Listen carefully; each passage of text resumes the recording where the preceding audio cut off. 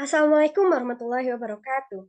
Hai semuanya, pada kesempatan kali ini saya akan membahas study case mengenai strategi keunggulan bersaing dan strategi pemasaran global.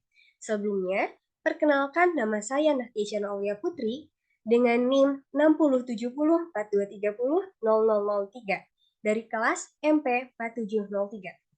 Saya akan membahas materi menjadi 4 bagian. Yang pertama, profil Gojek, lalu keunggulan bersaing dan analisis peluang, proses internasionalisasi, juga strategi pemasaran menurut Kigan. Gojek merupakan perusahaan teknologi Indonesia yang menyediakan berbagai layanan, termasuk transportasi, pesan antar makanan, dan pembayaran digital.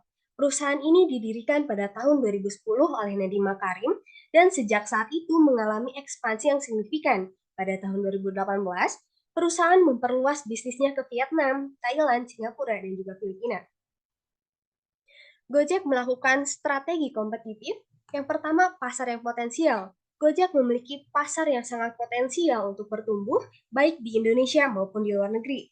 Lalu, pengembangan layanan baru, seperti layanan pembayaran digital GoPay untuk memperluas jangkauan ke pasar. Lalu, pertumbuhan yang dinamis. Gojek telah beroperasi di 15 kota besar di Indonesia dan akan terus bertambah. Dan yang terakhir, penggunaan teknologi. Gojek memanfaatkan teknologi untuk memberikan pengalaman pengguna yang mulus dan inovatif. Ada persaingan yang ketat antara Gojek dan juga Grab yang menjadi perhatian karena keduanya merupakan perusahaan teknologi terkemuka di Asia Tenggara yang menawarkan layanan transportasi dan berbagai layanan lainnya. Meskipun demikian, Gojek masih menjadi pemain dominan di pasar transportasi dan teknologi di Indonesia. Lalu analisis SWOT. Yang pertama, strength. Gojek berhasil menjangkau 50 kota di Indonesia dan ekspansi ke luar negeri, lalu menawarkan berbagai layanan yang beragam dari transportasi online hingga pembayaran digital. Lalu weakness, dibandingkan perusahaan lainnya, biaya yang dikeluarkan untuk layanan Gojek sedikit lebih mahal dan masih sering adanya order fiktif yang merugikan mitra driver Gojek. Lalu opportunity, memperluas jaringan dan kerjasama dengan lebih banyak rumah makan untuk GoFood, lalu mengembangkan layanan baru untuk menjangkau lebih banyak pasar dan memperluas jangkauan. Yang terakhir, threats. Ancaman timbul dari pesaing. Hal ini bisa menimbulkan perang tarif yang tidak sehat. Ancaman timbul dari pemerintah berupa peraturan dan penertiban tarif online. Gojek menemukan beberapa peluang setelah ekspansi ke Vietnam. Yang pertama, pasar yang luas. Dengan populasi yang besar dan ekonomi yang berkembang, Gojek dapat menjangkau lebih banyak pengguna dan penjualan. Lalu meningkatnya pelayanan, Gojek telah berhasil dalam meningkatkan layanan merek seperti GoFood di Vietnam. Dan Gojek berencana untuk mengelola perusahaan lokal di Vietnam yang dapat membantu mereka dalam menghadapi persaingan dan memahami pasar lokal lebih baik. Setelah ekspansi ke Vietnam, Gojek menghadapi beberapa resiko, termasuk persaingan sengit dengan perusahaan lokal seperti Grab, serta tantangan dalam memahami dan mematuhi regulasi yang berlaku di Vietnam.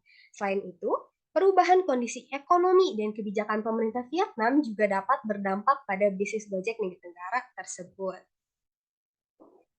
Gojek juga melakukan internasionalisasi.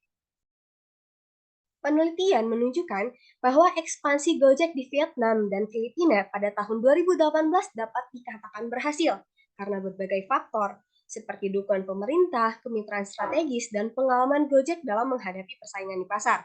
Selain itu, Gojek juga melakukan adaptasi produk dan layanan untuk menjawab perubahan kebutuhan pelanggan selama pandemi COVID-19, seperti pengembangan layanan pengiriman tanpa kontak pada GoFood, GoMart, dan juga GoShop. Yang terakhir, Gojek juga mengembangkan berbagai diversifikasi produk seperti pengiriman barang, transportasi, pesan makanan, berbelanja, dan layanan keuangan lainnya. Strategi pemasaran menurut Kigen. Gojek melakukan strategi adaptasi produk. Contohnya, seperti di Indonesia dinamakan dengan Gojek dan di Vietnam dinamakan dengan COVID. Jadi, Gojek melakukan perubahan sesuai pasar yang dituju. Sekian pembahasan materi dari saya. Mohon maaf bila banyak kekurangan. Wabillahi taufiq wal hidayah. Wassalamualaikum warahmatullahi wabarakatuh. Terima kasih semuanya.